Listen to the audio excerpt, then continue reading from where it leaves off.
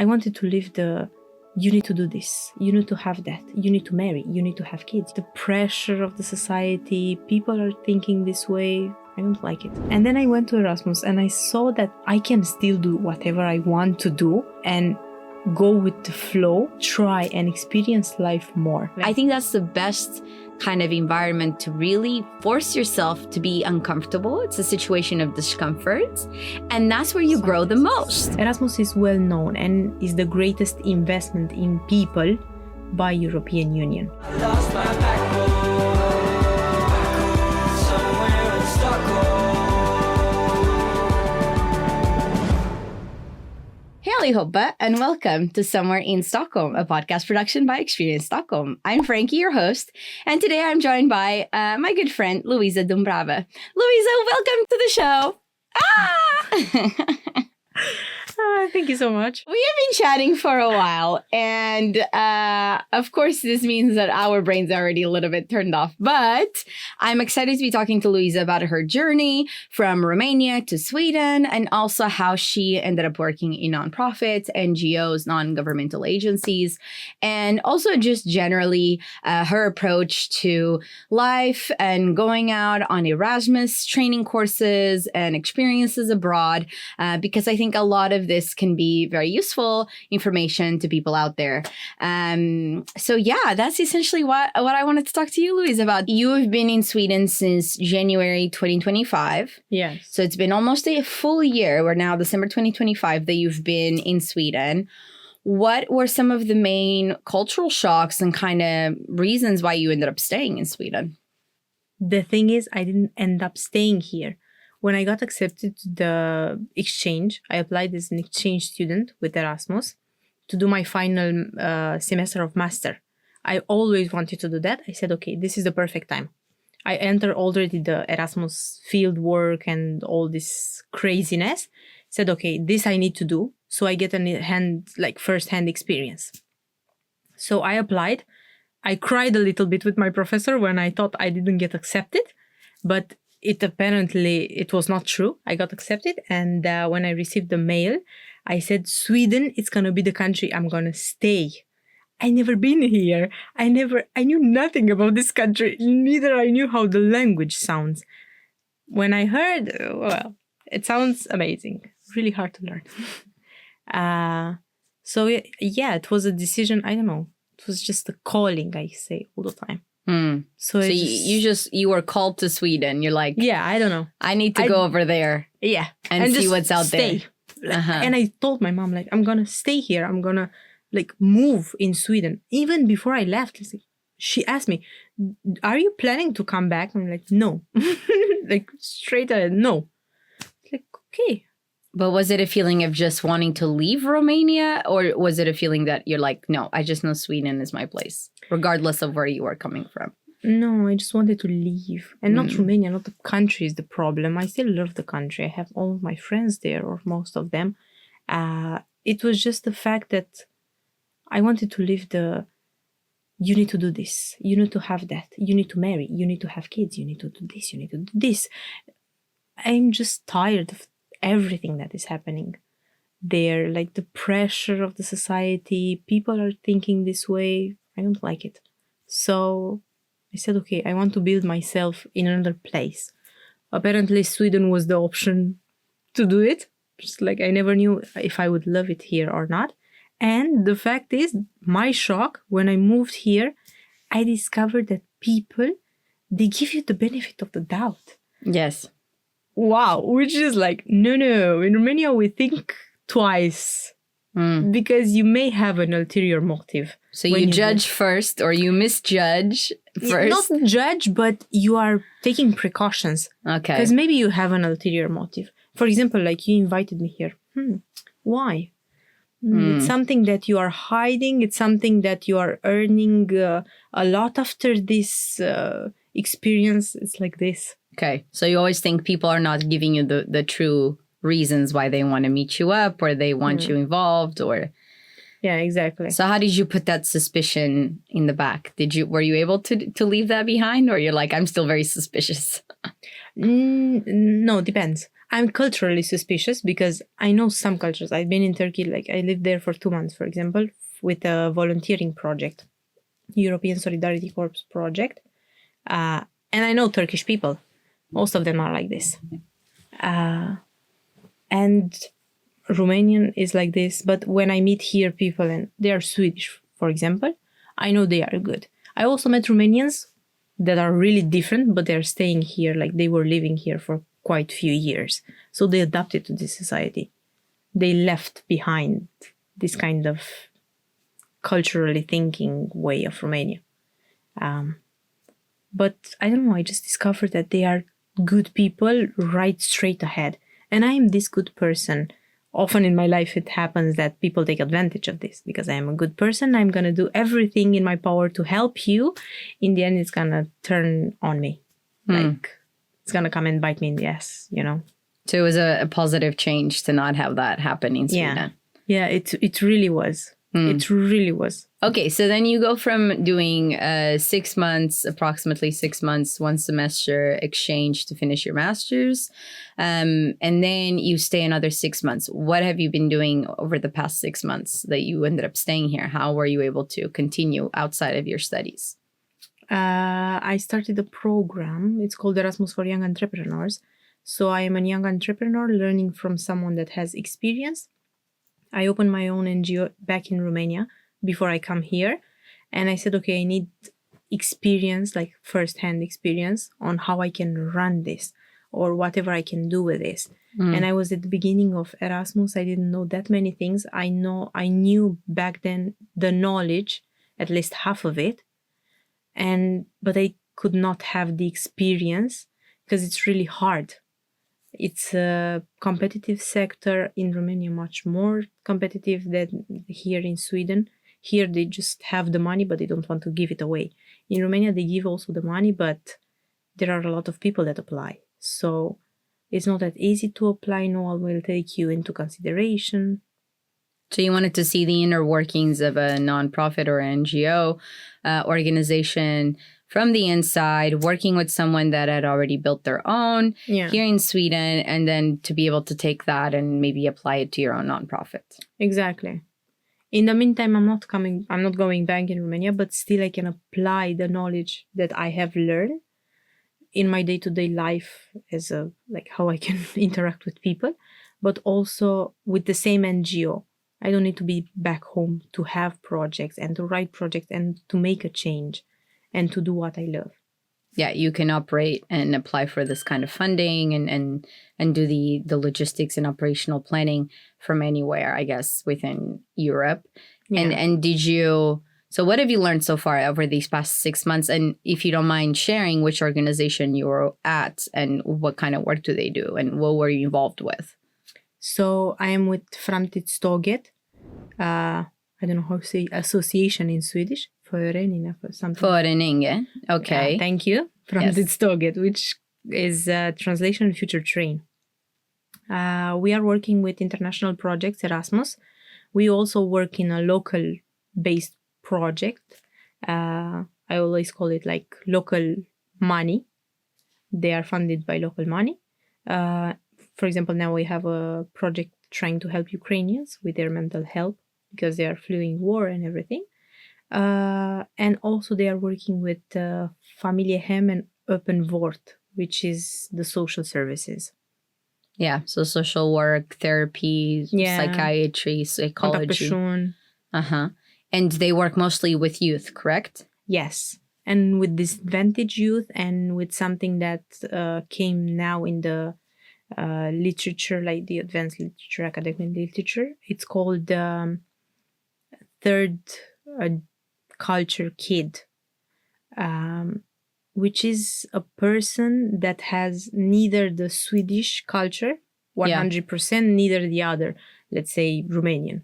So if I marry a Swede, my kid will have neither Swedish, neither Romanian 100%. It's gonna be something in between, and they will build their own culture, sort of. Yeah. Depends on how we behave in the house. So if we speak Romanian in the house, but we also speak Swedish, in the end, the kid maybe he speaks English. Like he said, no, I don't want to do anything. I get it. So it's for generations of younger or second generation Yes. immigrant or migrant or refugee Yeah, exactly. youth that then they can't quite place themselves and their identity with their parents' culture and their parents' background alone, but they also are not fully, feeling Swedish and culturally Swedish, so that leads to some, inner conflict, I guess. Yeah, and it leads to something that's called in-betweenness. So Yeah. they are not neither here or there. They place in between cultures, in between people, in between traditions, in between perceptions, and most of the times they choose the bad things. That's why we have problems with criminal gangs. They choose drugs, they choose a lot of bad things, they miss school, and we are trying to fight that in Framtidståget. So for these kids, the support that they get and the sort of activities that Framtidståget does, what is your specific role within the organization?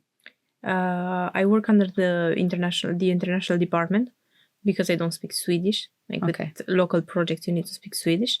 I'm trying to learn it, but since everybody's speaking English, I'm just stuck with English. Sometimes French. My boss speaks French.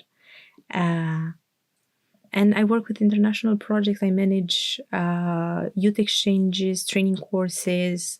If we have one, for example, now one is happening in Madeira, one happened in Morocco. So you help coordinate these international exchanges. Yes. Tell me more a little bit first about the funding aspect. How do these types of organizations secure funding? And then also how these projects are carried out, like the amount of planning involved. And then we'll talk a little bit about, for example, the Moroccan experience, which I was part of. So tell me a little bit first about the context. How do you get funding? And then how do you then use that funding to carry out the projects? What's involved there? So for someone that apply for funding each year or half a year, because in February and in October you have the deadlines to apply for funding. You just apply with a project base. You write a project. What kind of project do you want to go forward as an NGO, like go forward with? You can do diverse topics, but they need to fall into a specific bigger topic that European Union is trying to fight. So right now they are fighting climate change, migration, civil rights and civil society, like problems that appear within these frameworks. There are even much more. It was just an example. And you apply, you are trying to get some funding. You can get between 18K euros for one project, up to even more, depends on where the project is. Most usually it's 30 something K for a project. Don't imagine someone is putting those money into their pocket, because it's a lot of money. You need to have a week between 5 and 10 days where you host people in a specific place. You have a venue. They need to have everything that they, like a human being, required, like accommodation, food, like transport. and even like warm water, breathable air, this kind of things. So it needs to be a good place. And you have 3 meals a day assured by us, plus 2 coffee breaks, also assured by us through the European Union that gives us the funding for 5 to up to 10 days. Then you have transportation reimbursed as well. So you think that it's a lot of money. It's not that much. You can keep aside, it's true, you can keep aside like 500 euros because I employ you, for example, to be my facilitator for the project. But this is your salary, like you work for it. Yeah. Or I can hold, not especially me, but as a person working in an NGO, I can hold back 1,000 euro because I did everything that manages the logistics. And Yeah, so it's really, there's no profit because that's the whole point of a Yes. nonprofit, but the very little money that is left over after all the logistics and operations are taken care of, that is still money that goes to the organization's ability to provide said programming. yeah, So be it through the employment or a salary of a part-timer or project worker. So that's where the money goes. But I'm wondering then, how long do these projects take to plan? And the second aspect is, for the funding, why is it through Erasmus and not other types of programs? Like, why Erasmus specifically? Is Erasmus only for this type of intercultural, program, or like that you're supposed to go abroad? Or is there other types of funding in the EU that NGOs can have access to? there are a lot more funding. I'm going Okay. to respond to this one first because it was like longer. There are a lot more funding. I think it's around 9 or 10 big programs. For example, there is one called Single Market Program, SERV, Creative Europe, that is also well known among artists, is for creative people. Erasmus is the one that is focused on youth. Okay. It's European Union's way to say you are not poor if you don't have access to a higher education. You cannot go to university or even master or anything. You are not poor. We are coming to help you. You want to become a youth worker, for example. You need social skills, you need experience, you need to know what is happening within the field. We are designing projects that help you achieve those kind of knowledge without going to university. So it's an investment from the European Union through Erasmus on informal education, Yeah, and also on even this type of education that if you don't have to pay for it, it lowers the barriers to entry. It lowers Exactly. barriers for people who may want to create work or create programming events in their own communities, but they don't have the know-how or the skills. They can go through Erasmus for these projects and kind of get a skill set, a toolkit, and a better sense of certifications and whatnot to be able to then do that kind of project. Is that it? Yes, exactly. Mm. And most of the times, because for example in Framtidståget, we work most of the times with youth. Yeah. So we apply with Erasmus. And from my point of view, so far from what I experienced, Erasmus it's well put together. Like, it's the best. They have a platform, they have everything what they need. You go there, they have specific questions they ask you when you write a project. After you finish the project, to report whatever is happening there, or what happened during the mobility. You just upload all your documents into the same platform. For the other ones, it's a little bit go with the flow kind of a way. And it's harder to apply. They don't have that strict platform. They don't have the questions that good. So it's going to be a little bit harder. Yeah. Erasmus is well known, and it's European Union's way of investing in people. Is the greatest investment in people by European Union, as they stated. So indeed it is. You evolve not professionally, but also personally. You gain many more soft skills rather than hard skills. Yeah. So you don't go there trying to be an engineer. Yeah. That one, unfortunately, you achieve only through university and through like their diploma. But you can go there and learn how to speak better with people, how to learn different languages. Because when you end up with 30 people and maybe only 5 of them speak the same language as you, that is going to be a challenge. Everybody speaks English, yes, but sometimes you can speak C2 level English and someone can come and speak A1 level. Yeah. How you're going to understand each other. Yeah. So you need to find ways, you need to overcome challenges. So it's also, I find Erasmus as a concept a very interesting thing because for many reasons, but the first reason is it is one of the greatest kind of proofs of this European project, the European Union as a project, and even goes beyond the European Union these days. It involves other countries in the periphery and, also growing countries economically around the EU, like Turkey, Morocco, a lot of different places, right? And yet, I think Erasmus is one of the most interesting projects because it actually does what the original statute of, kind of mandate of the EU wanted to do, which is unite people under, a common shared identity of Europeanism, or it could be of, being a citizen of the European Union. And then it also facilitates the sort of exchange and to make people realize that like culturally you may be different, but at the end of the day, through Erasmus, you get to know people that are struggling just the same as you, or maybe they have the same challenges as you. And also like to really understand each other as human beings, regardless of borders. And I think that is the greatest power and perhaps impact of the Erasmus project. I want to ask you though, going back to my first question, how long does it take to plan such a mobility project? So such an event that you have to take people abroad and get them to do an activity program there. How long does that take? Like the full year, do you plan it, or it varies? Yes, usually like the mobility, everybody knows the mobilities. Like it happens this week or 1 week and a half. But the actual project, when you apply with it, it's 1 year project. Because in the meantime, you go there. For example, you come to Romania.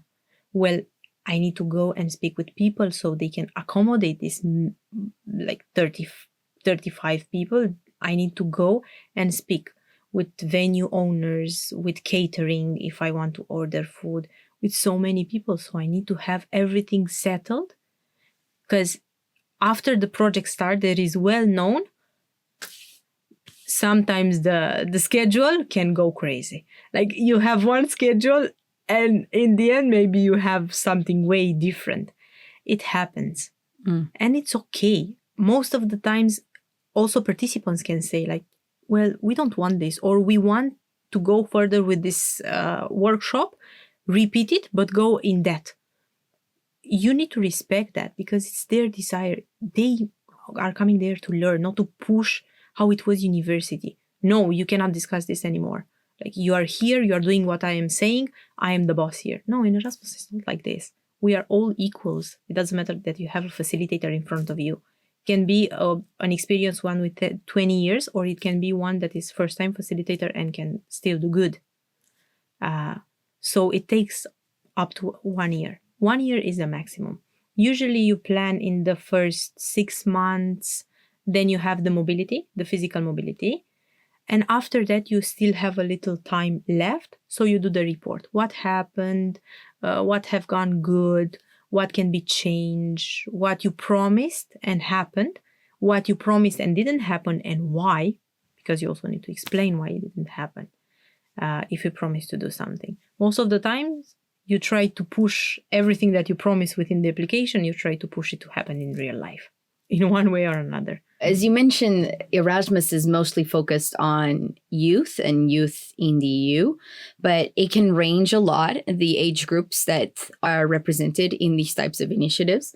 So I wanted to speak to you a little bit about, and also to give some context and range as to the activities that Erasmus can fund and cover.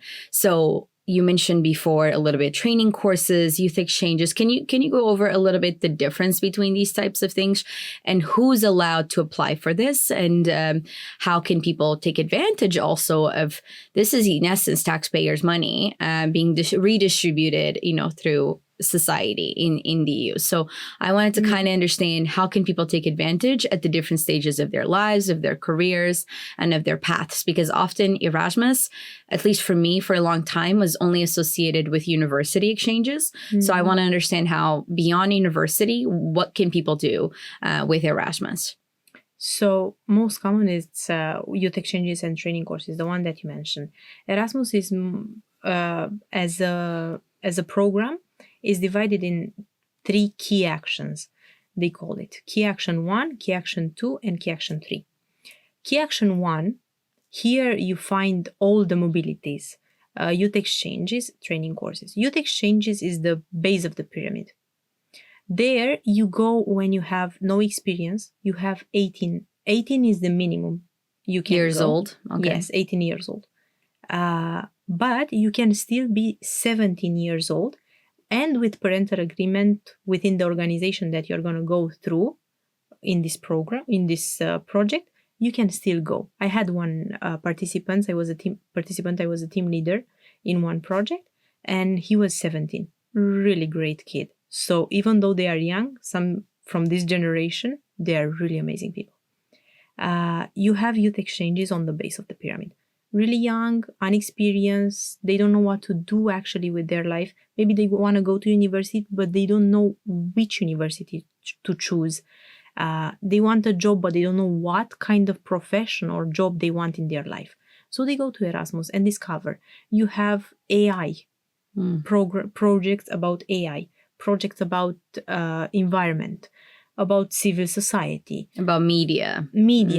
This kind of thing. So they can experience a little bit what is it. And most of the times you can also meet professionals in the field within the framework of these projects. You need to have at least one study visit, they call it, where you go to another person or another person comes to you and they are working in that specific field. They are working with AI. They are working in marketing for such a long time.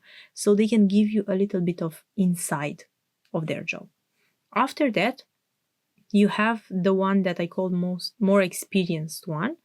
For the youth exchanges, you need to have the limit of 30 years old. So it's between 18 and 30. You can have more than 30, but you need to be only a team leader. You cannot be. You can be a participant. Exactly. And I think that makes a lot more sense. And it makes it safer also for the young participants. Plus, it's also another thing. It's meant for people that have fewer opportunities. European Union, we are calling these people with fewer opportunities. It may seem rude in a country like Sweden, but it's not. Like, they don't have that much money, or the family doesn't have that much money, and they want at least to see and experience another country. They want to see and go see France. They can do that through a youth exchange. So this is like, there's an economic basis. Like, is there a filtering process for you to show need, or? No, if you have fewer opportunities, you can speak. So if you come to me as working as a youth worker, and you tell me, okay, I want to go there, but I also have fewer opportunities. I cannot afford to pay, I don't know. For the flights or for the trip. The thing is, like, the flights, they are reimbursed anyway. Most of the times it happens that you pay the flight for yourself and then you get reimbursed within 1 week, 2 weeks, 1 month, 2 months. Something like this. It can go also a little bit longer, depends on how busy you are with an NGO. We don't pay people the flights just because it can happen that they say, well, I don't want to go anymore. And you lost the money as an NGO. Yeah. And okay, but you're saying if they go through the program, but I'm saying if they don't have a program to go through, this is supposed to help people in economic situations that couldn't otherwise afford to go and travel to that place to learn from those people in that environment. Yeah. Okay, I get it. So that's the youth exchange and the sort of youth programs that can happen there. Then you have training courses. Those ones are for professionals in the field. And most of the times you have professional coming to you. You can be professional, I mean, for example, you are a youth worker. This is the most common because for youth workers, not most of the times you can find specific trainings. Yeah, that's true. How you find it in IT, how you find it for engineers, and so on and so forth. For youth workers, you cannot find those kind of things. And you have these possibilities from the Erasmus+. Now you apply to go. You can be even working for a year as a youth worker or for 30 years. You can still go. You can still update your knowledge if you are working for 30 years. I have one project with a participant. She was 72 years old, something like this. It seems odd sometimes because most of the people were like in the range between 20 and 40. And she was a little bit older. But still. But it can happen. So these types of training courses, as long as you're facilitating activities or organizing events or things around youth and youth projects, you can still be older than 30 in this case and go. And this is the case for what happened with our training course in Morocco. So as I may or may not have mentioned already, I was in Morocco a couple of weeks ago with you. And of course, I'm wearing my jabala and I'm very proud of it because I love this thing. I realized today that it makes me look like the hermit in the tarot. And I brought a card to show, wait a second. I brought a card just to show the similarity. Yeah, definitely. We can get, wait, let's get the up close here. Please, do you want to help keep this podcast alive? Then please subscribe today. Thank you very much. So this was my first training course ever through Erasmus Plus. And before that, I had never done an Erasmus before, but I did do, I think it was a youth exchange. I'm not entirely sure because I wasn't part of the framework, but I went as a kind of participant for this 6-day, I believe it was a youth exchange expedition almost to Cascais in August in Portugal. And that was for building and establishing relations and sort of cross-cultural exchange between different members of the Portuguese diaspora in the EU. And it was organized by this organization called Cap Magellan, and they operate from France. So they were the main organizers, but I know that they did get funding partially, if not entirely, through the EU, so Erasmus Plus, and I do believe it was under the purpose of a youth exchange. But that was a very different kind of context because we all spoke the same language. So that was a point of it. It was to get people to speak more Portuguese or get Portuguese descendants or Lusophiles to actively speak Portuguese and exchange value that way. But it was also under this premise, there was a theme of climate action, talking about climate literacy, fake news, things like this. So it was also interesting in that aspect, but a little bit differently structured from the training course we went on. So I want to focus a little bit on the training course because it was a very positive experience, so much so I ended up becoming more Moroccan. When I left, I was haggling with everybody. I also had some henna.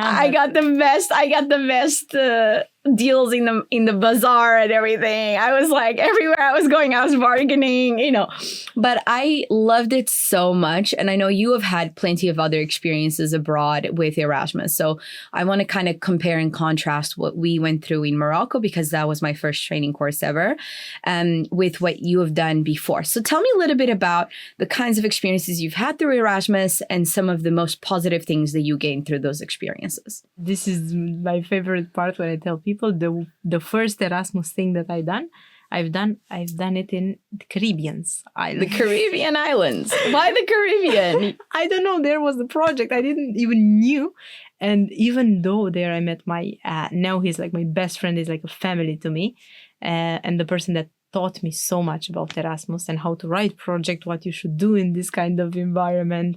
When I shifted from what I was working as an engineer, I was working before, then I shifted to this with the help of my friend.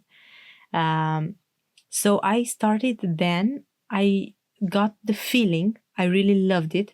I understood that the world is not these preconceptions, predetermined things that you need to have.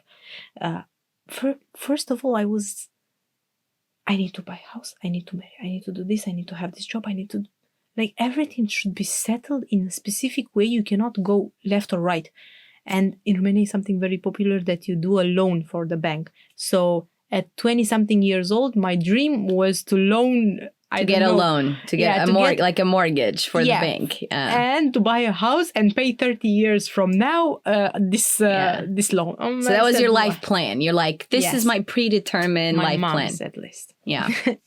And then I went to Erasmus and I saw that people are really take it a little bit easy.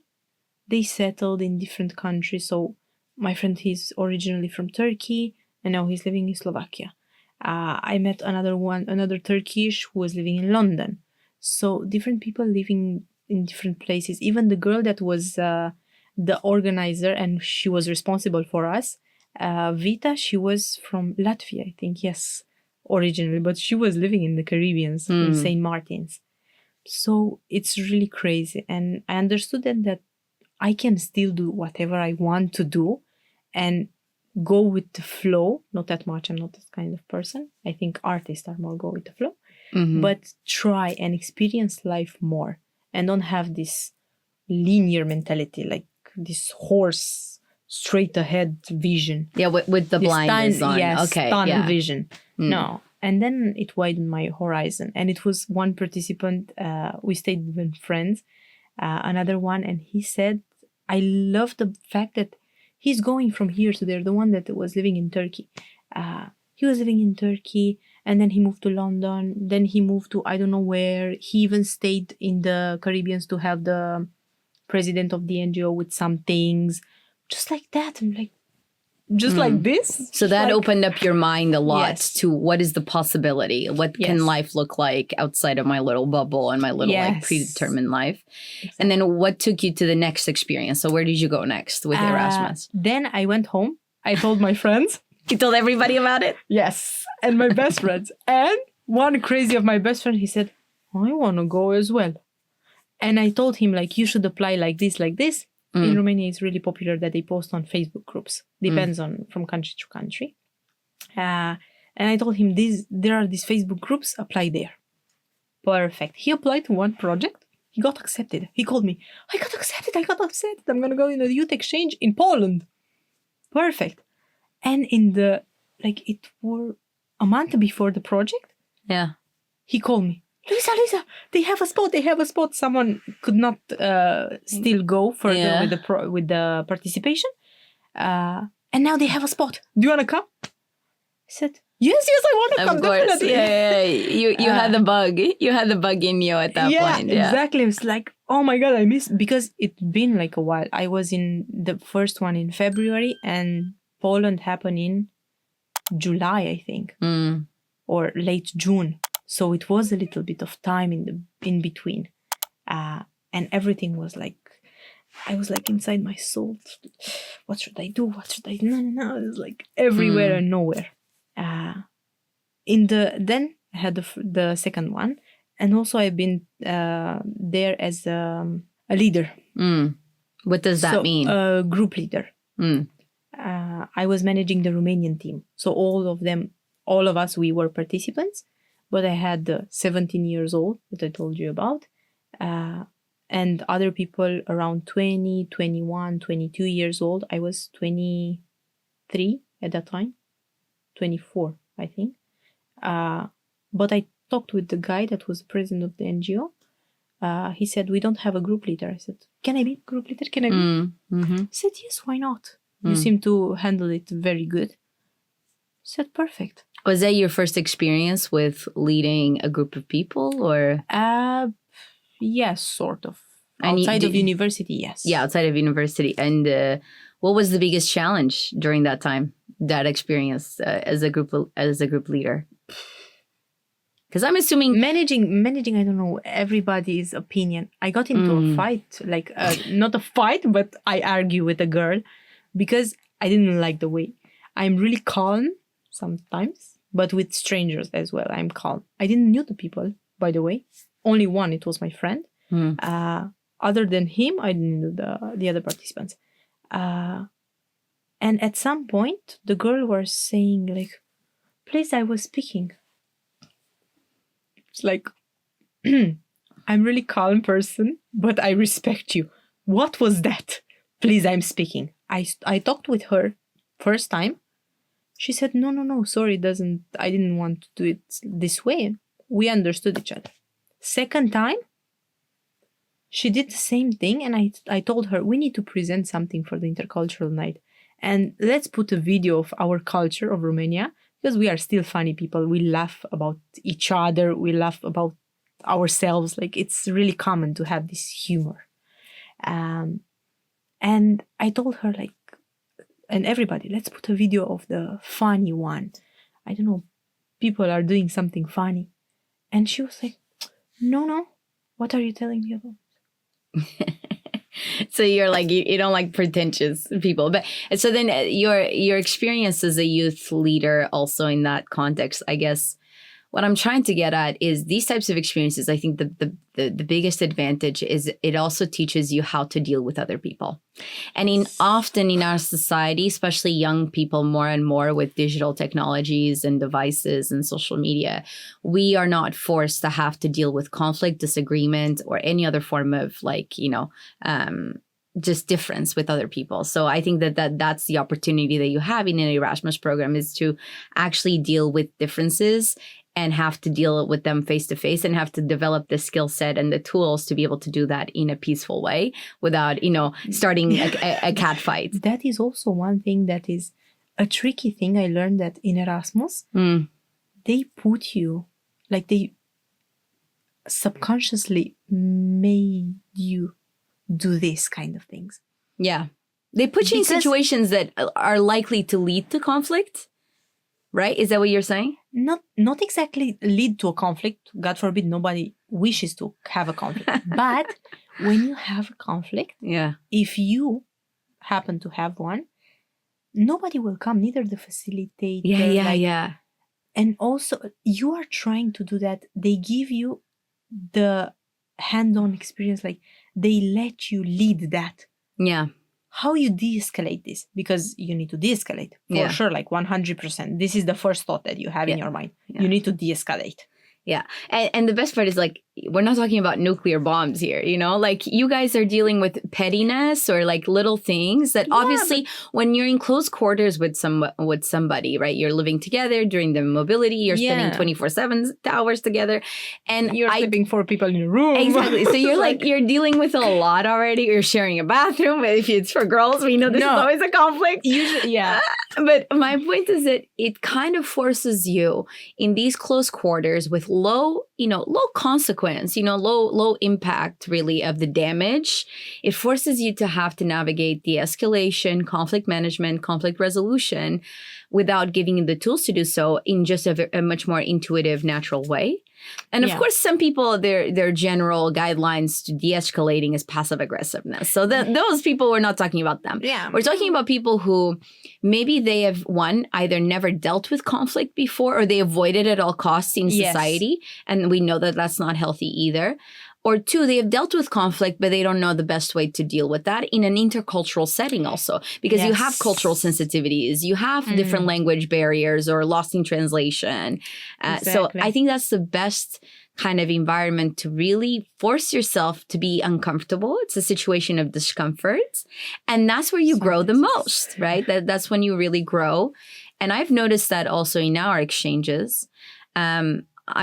I think if you know me, you know that I don't necessarily avoid confrontation, but I tend to be somebody who, any day of the week, if I can de-escalate a situation, I will. Or I don't take it personally, I let it go. But I think it's so important that when an issue does arise, that you bring it to the foreground. And during Erasmus, you can't avoid doing that, because you can't just say, I'm not going to see you for another 2 weeks. Bye. No, because you see each other every moment of every day when you're together. And God forbid, what the fuck is going to happen? Sorry for the language. What is going to happen when you need to eat? Somehow it happens that the person is right next to you. Right beside you. Yeah. You can't avoid in front them. of you. Yeah. When you are having an activity, because the facilitator, they will know. They won't know. Yeah, you need to participate. Yeah, but it's true. Nobody will know that you argued beside the participants. And also the facilitator can say, okay, you two can work together. Yeah. Or you need to eat and where it's a peaceful setting most of the times, and everybody wants to enjoy their meal. Yeah. Imagine having a conflict and saying to the person I will deal with you after 2 weeks. Or just I can give you an example. Just in our case, during the Morocco trip, we had to prepare this traditional dish together, and even conflict can arise from trying to prepare a dish together if you're already having some pettiness with people. And I think that that's what's interesting. Like when you're put in these close quarters with people who maybe you don't connect directly with, or maybe you're forced to talk to them, even though maybe you don't have a lot of things in common, or you typically would avoid that kind of personality or person, you actually are forced to do so, and you grow through that process. You grow through that interaction, and that is very helpful. And then to your point about what skills can you convert into the workplace? For example, in my case, I have a very diverse international team. So when I then bring back these lessons and these learnings from an intercultural exchange, I'm much more conscientious of like, okay, here's somebody, different age group, different experience, life background, different culture, different language. And I have to now communicate with them in a way that minimizes issues and resolves most things transparently. And I think that is a great conversion, like great, you can translate and transform a lot of these lessons into real world settings that help mitigate conflict. Yeah, and also like transform your life for the good. Even when I met you, because I was doing Erasmus and I was doing not that many. I think with the volunteering and everything, I think I achieved around 10 projects. Beside the university one. But the fact is, when I saw you first time in the university, in the class, I was having these tools, like I'm possessing these tools to know how to read you better and to know who you are as a person, and somehow like an onion to peel off. I'm like Shrek. I'm peeling you off in my mind. I am not making you naked, but all the layers of me coming apart. Depending on how much you are speaking, on what are you saying when you are speaking, on how you communicate with professors, with other colleagues and everything. And I like understand these kind of things, and I can say even in a project, I can say to you, there is someone they told me, there is someone that is behaving childish. And I'm like, yeah, but they are 19 years old. Like they can be childish at some time. What is the problem? And the person was like, what do you mean they are 19? I thought they are bigger. I'm like, no, they are 19 years old. So you're saying that also, I agree with you that these types of experiences, you're dealing with many different people, different backgrounds, different age groups, different life experiences, and different cultures. And when you're putting these situations time and time again, or you force yourself, like put yourself outside of your comfort zone to be in these situations, you get a perception for how to read people in a room much quicker. Yes. And you're right about this, that it does bring a certain emotional intelligence and emotional awareness to every situation you're in. I know myself, sometimes I've struggled with this, reading social cues and social situations. We know that's a typical trait of being on the spectrum. But to be fair, one of the best tools I've been given through these types of experiences is the ability to say, okay, this guy over here is too quiet. This person is speaking too much. They're an attention seeker. Okay, how can I navigate this? Even as a leader, even if I'm facilitating an activity, how can I engage everybody and meet them where they're at? Because obviously this person is not gonna have the same level of interaction as this other person, or I'll have to manage different personalities. So it definitely helps you read someone's ability to come out and the strengths that they have, and to try to highlight those strengths, not the downsides of their character or their personality.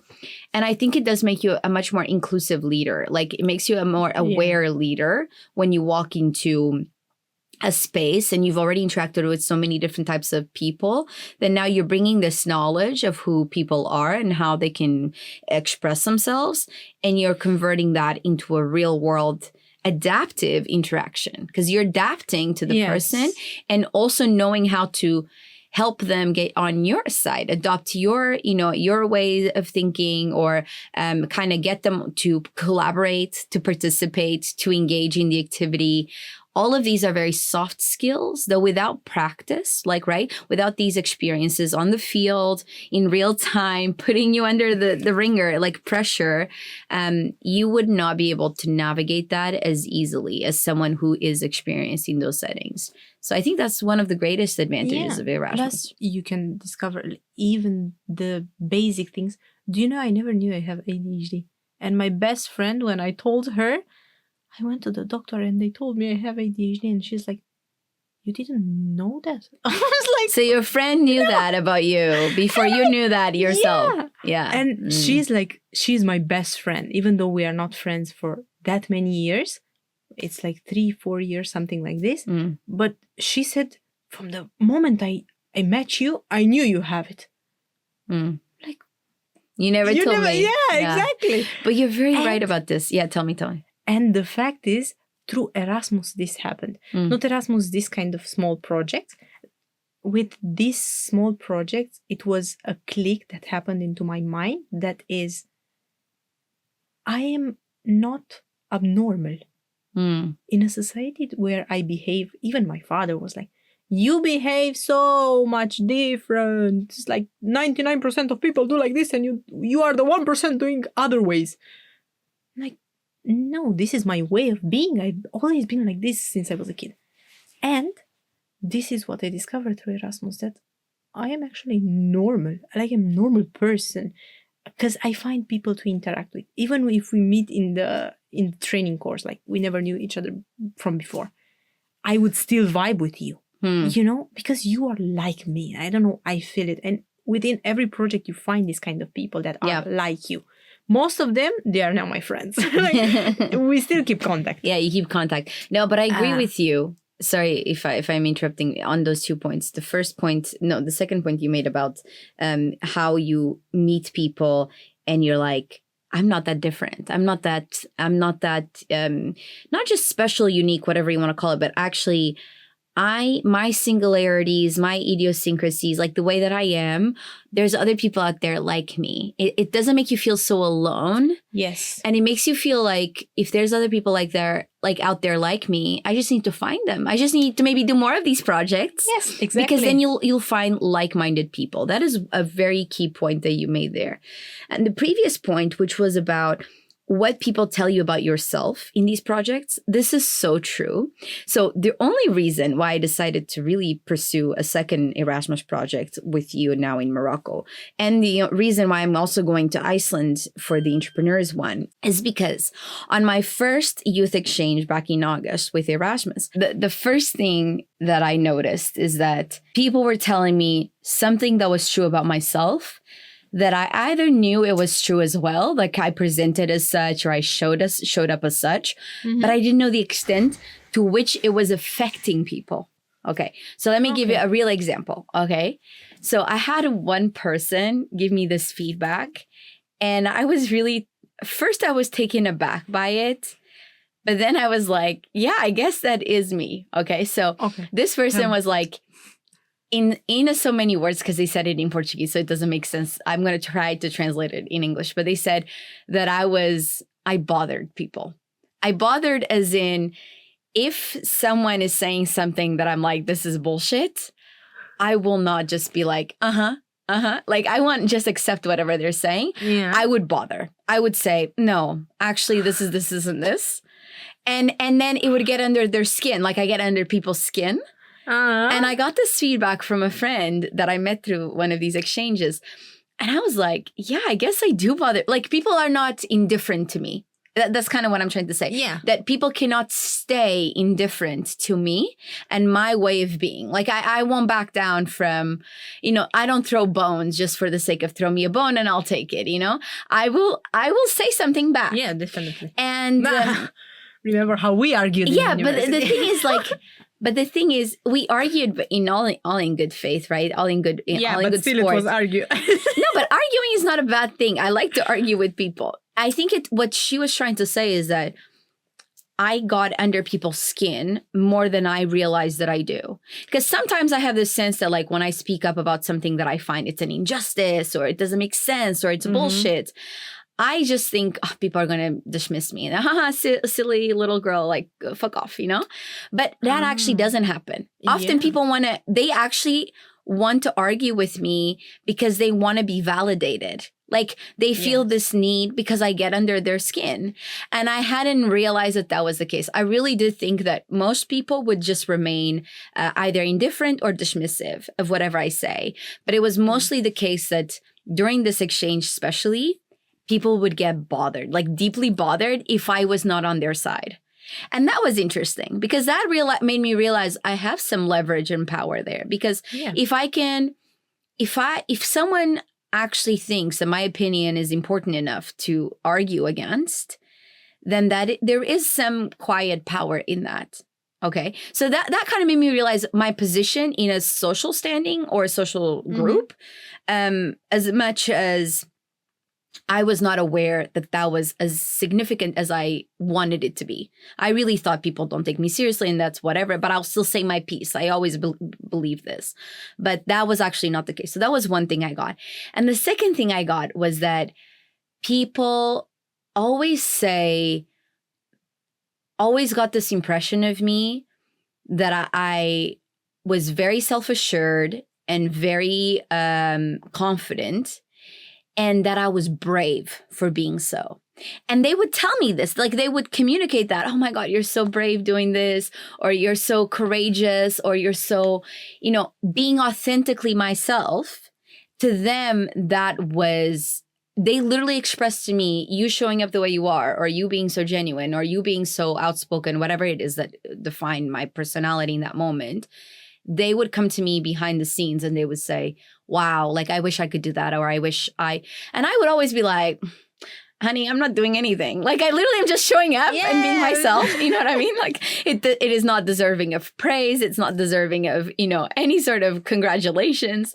And I definitely don't feel brave when I do it, But because I couldn't be anything but myself, it gave these people the impression that was very brave and that was very and that also took me aback. I was like, oh, interesting. That's how people perceive it. Even though for me, I'm just showing up authentically, right? Yeah. But for other people, it caused such an impression that they felt more encouraged to be themselves, to be more open, to be more outspoken and advocate. And I could tell I started a riot because by the end of the whole exchange, they were being so much more outspoken than when they started out. Like whenever I would call out bullshit, they would also be like, yeah, I agree with Frank. Go friend, I agree with you, exactly. Go friend. And it wasn't because they agreed with all the beautiful, eloquent things I was saying. It was because they felt they could now express their own discomfort, their own disagreement, their own opposition to whatever bullshit is being said. Mm-hmm. And I was like, wow, I really didn't know I had this effect on people because I really didn't think me showing up authentically meant anything else for other people than what it does for me, which is I don't have to pretend, I don't have to mask, I don't have to be someone I'm not, right? I don't have to hide away behind insecurity or a persona. But for other people, it also meant something. And that was something powerful that I discovered only because of the feedback.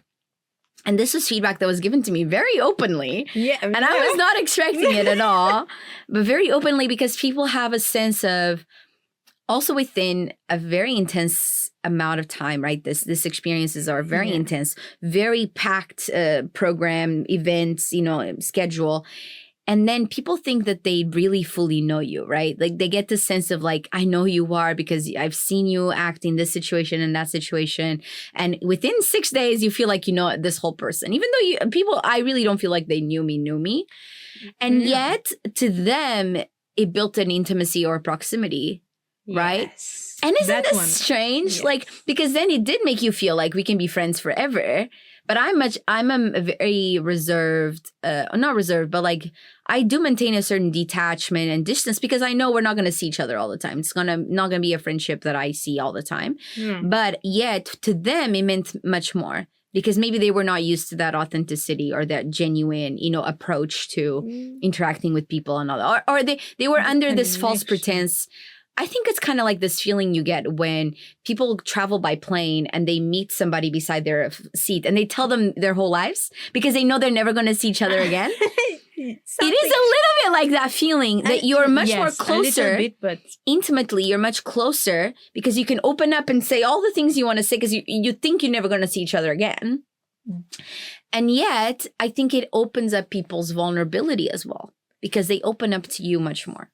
Yeah, that is the thing I wanted to mention, and I'm so glad that you observed. There is this specific thing that is happening among Erasmus. in university, I didn't feel it that much. So that's why I also advocate for Erasmus for this kind of projects, because they are really, really, they are a life-changing experience for most people. So there is this feeling that you are true and you are honest. Imagine when you go on a date. So I'm inviting you on a date. You are your best version. But within Erasmus, first days, yes, you are still your best version. But after a while, when you shower in the same shower with other people, when you hear snores from another room, when you eat from the same plate at some point, when you eat on the same spot every day, or like you change every time, you are trying to take your plate and you're like this and eating and listening to the person, you are the true self. You are your true self. Yeah. And bear in mind, this true connection, it's something that Erasmus built it in time. Because you are this honest, you build this honest relationship that lasts in time. Most of the relationships that I built through Erasmus and through projects, they lasted in time because they are true. I am who I am. It doesn't matter. We are not going to see each other every day after this project.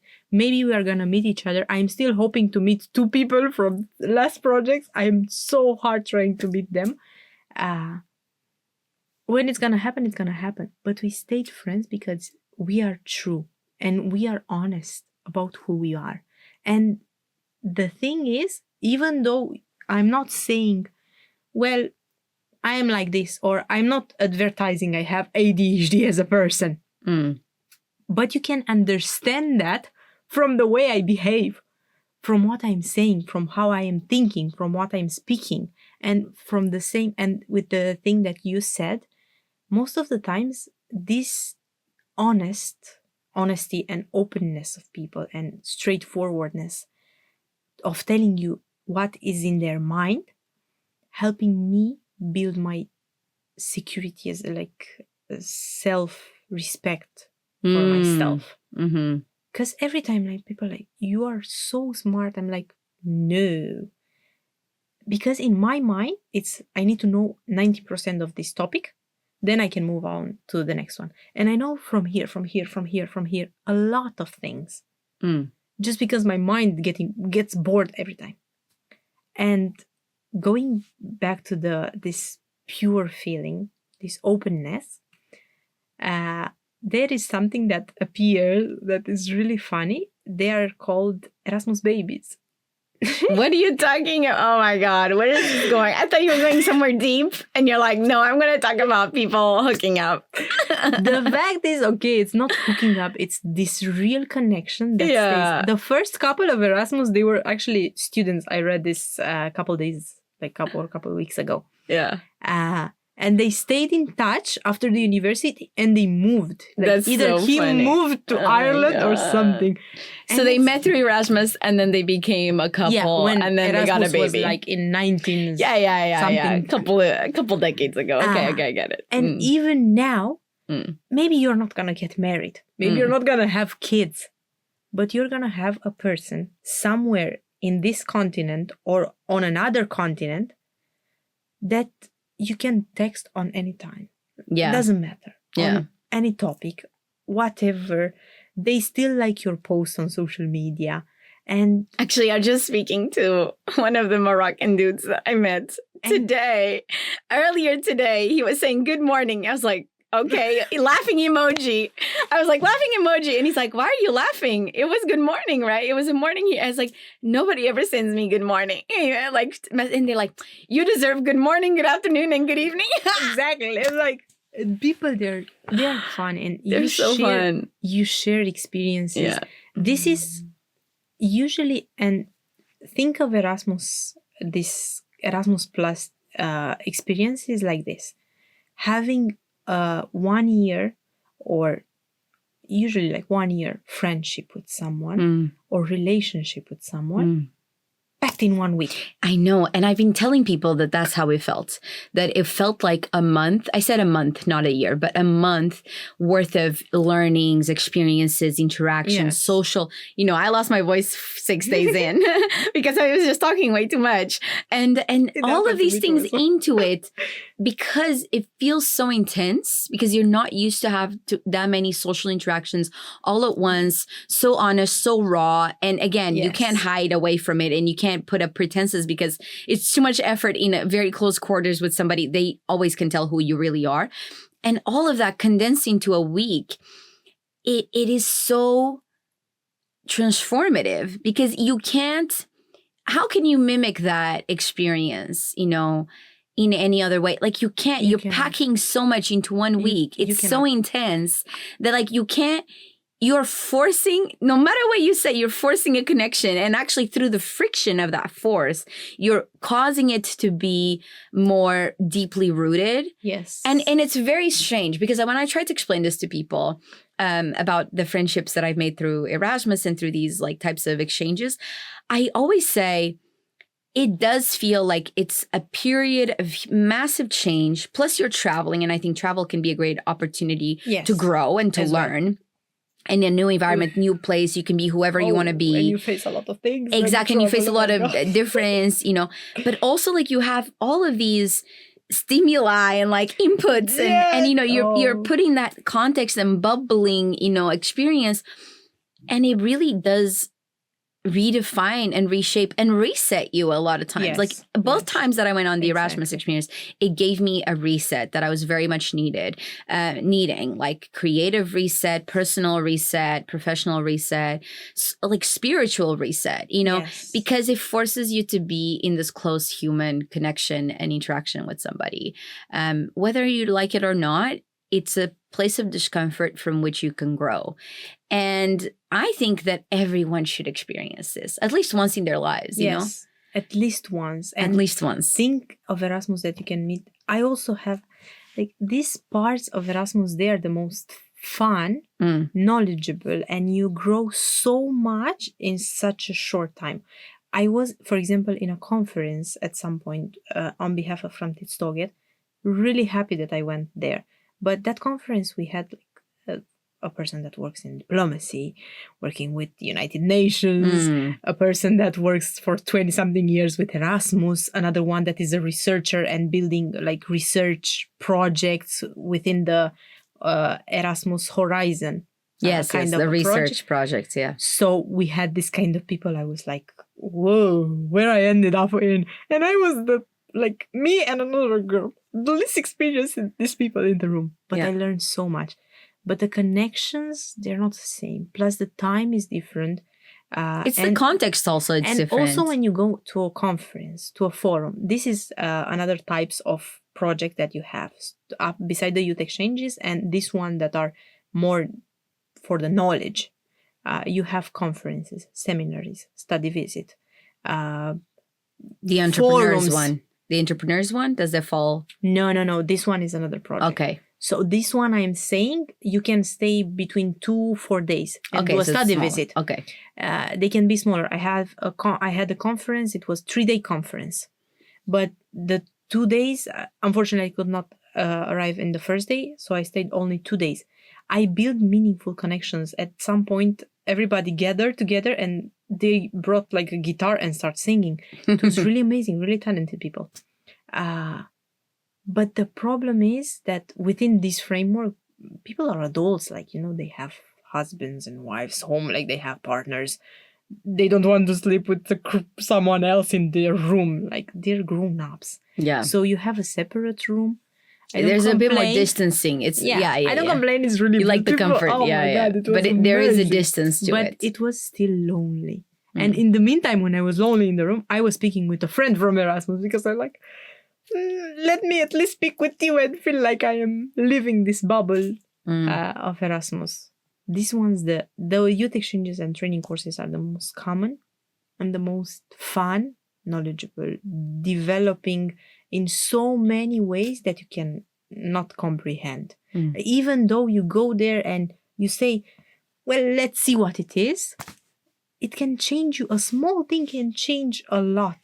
Mm. And also in Sweden, also funny story, I ended up here because of a friend from my first project. I was still speaking with him and I needed to choose countries I want to go to study. And I had friends, which I didn't want.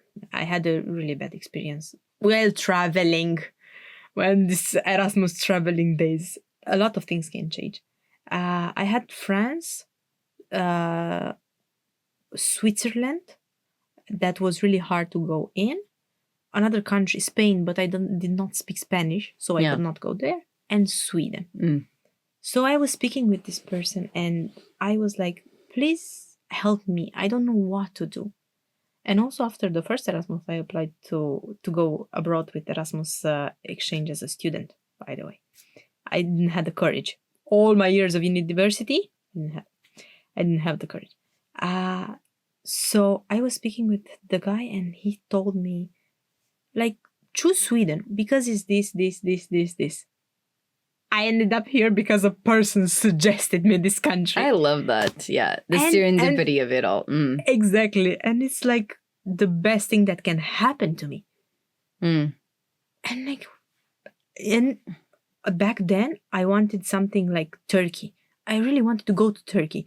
And I was speaking with my professor and guess who could go from our university to Turkey? The theology students, the one that study. We are religion. A Christian country. Yeah. And the only exchange that they can do is in Turkey, a Muslim country. Oh my God. What to learn? Like as a one that learns Christianity in Romania. Yeah. Why would you go as a Christian theologist? It was so funny. And I'm like, why cannot go? I cannot go as an anthropologist to study cultures, to study people and so on. But him from theology that studies Christianity and Jesus go to Turkey. Yeah. Yeah. So yeah, it was a requirement. Yeah. Some of the university or Erasmus programs, they have very strict restrictions and requirements around who gets selected from which university and your ranking and everything. Yeah. And my professor was a lot of help. But this was like really, who expected this thing? Yeah. If I'm calling my mom and ask her, where should I go? Switzerland? She would say like, what? You promised? The moment I call her, this is also, I forgot to tell you this. You know when I call her what she told me? What? You are supposed to settle down, not go more crazy. When you told her you're moving to Sweden? Yeah, when I told her I got accepted as a student and I'm going to move there. Yeah. I didn't tell her I'm going to move there straight away. Okay. It took us like 6 months to understand that I'm not coming back. So 6 months, we took it step by step, you know? But that's my dad was like, go, be in the world. You go. Fly, butterfly. Fly.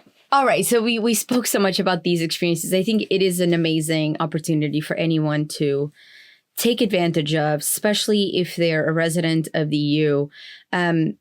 What is the best way for them to reach out to all these opportunities? Is it the website, Erasmus website? No, it's the Salto platform, Salto Youth. Okay, so I'm going to plug it all in. Yes. So that's for a lot of opportunities related to volunteering, exchange, youth. And for volunteering, it's European Solidarity Corps. You just go there. They have their own dedicated platform. Erasmus for Young Entrepreneurs, also, they have their own dedicated platform. For this kind of training courses, youth exchanges, another way to find them is go directly to the association. Yeah, to the organizations that For example, them. follow Framtidståget. We are Future Train International on Instagram, and you can see there that we are posting, a youth exchange, a training course, and we are recruiting people to go with us and experience. And I need to tell this, like, Swedish people, they need to go. I don't know. They don't want to go. They are put out the call to afraid. action here, because most of our audience is in Sweden. So you should put out the call to action. What Swedish people, come on. Yeah, have the trust in yourself. You are really a good person. Like, you have this knowledge and you are a really calm person. Like, we need more calm people. No, we need you to come being calm and come back being crazy. I see. Okay. That's From calmness doesn't come something really great.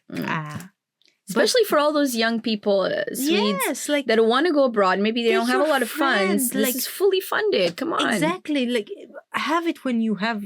Even now, if I want to go again, I had a period... I was going 2 months volunteering, then coming back from the 2 months, going in Bulgaria in one project, coming back, packing, like unpack, repack, and go to Another North Macedonia. Oh and my then gosh. come back home, pack all my house, because I was living in Bucharest and my parents live in another city, pack all the house I had. Oh my God. Transport everything with my friend back to my hometown. Yeah. You don't have to be this crazy. No. You don't have to be this crazy, but just try it once. I was a student back then, and I had this opportunity, and I was taking a pause from working, and I could go in this such of crazy things. Now, not that much, because I still need to eat and to afford food and rent, this kind of bougie things. Yeah, but even for a lot of young people out there, this is such a worthwhile experience, and young professionals as well, of all backgrounds. I highly recommend it. Even as an entrepreneur, so I've gone on these 2 experiences so far, but even as an entrepreneur, I've been able to create partnerships, collaborators. I've met so many people that ended up working with me in some intangible or tangible way, and benefiting me in my path. So I just see positives with this, honestly. It's just fully funded, guys. Fully funded. What is the only negative thing? What is? I would say. Yeah, tell me. We have a word in Romanian, we call it dor. Dor meaning the sense of longing for a person or a feeling. Missing so deeply something or someone. Yeah. This is the missing part, is the bad part. Yeah. I want to cry how much I miss the people I met and I stayed in contact with. But a message doesn't do the same thing, I still want, I would love to go and just go there and meet them again. Out of craziness. And then you get people to stay with anywhere you go. You make friends everywhere you go, and Exactly. Amazing. But this is the missing part, is the only bad part, I promise you. The only downside. For me, I don't feel so much that. Even when you meet people that are, I don't vibe with this person, you still learn soft skills, like how to manage that kind of person. Yeah. So there is no bad thing. The missing part is the only bad thing. I am telling you. There you go. So you heard it here first, folks. If you want to check out all of these resources that Luiza spoke about, we will link them in the description below. This has been Frankie and Luiza Dumbravă. Thank you so much, Luiza, for being on the pod and for sharing with us all your wonderful insights of all the experiences you've had internationally and abroad. And I think this can be very inspirational for other people who are looking for something similar. So thank you. Thank you for being here. Thank you so much. Yes, thank you. I loved it. All right, everybody. Yes, go Erasmus. Yay. If you enjoyed this podcast, make sure to subscribe, follow, give a like, comment below if you've had an experience such as this one. We would love to hear. What were your thoughts? I would love to The connect good, with the people. bad, and the ugly. Even in Sweden. Connect with her. I will put the LinkedIn as well. And we'll see you on the next one then. Hej då!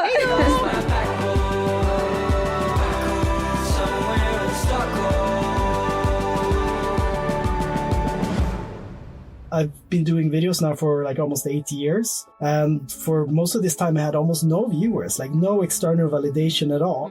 But I couldn't not do it. At some point, you have this idea you have to become an adult, have a real job. And then there's very little room for creativity in a normal 9-to-5 job. Finding what you want to do is sometimes the hardest part. And then I think you have to try a ton of things. Do you think you have to be miserable to actually dare to do it? Yeah, I think that quote, the pain of staying the same needs to be greater than the pain of change.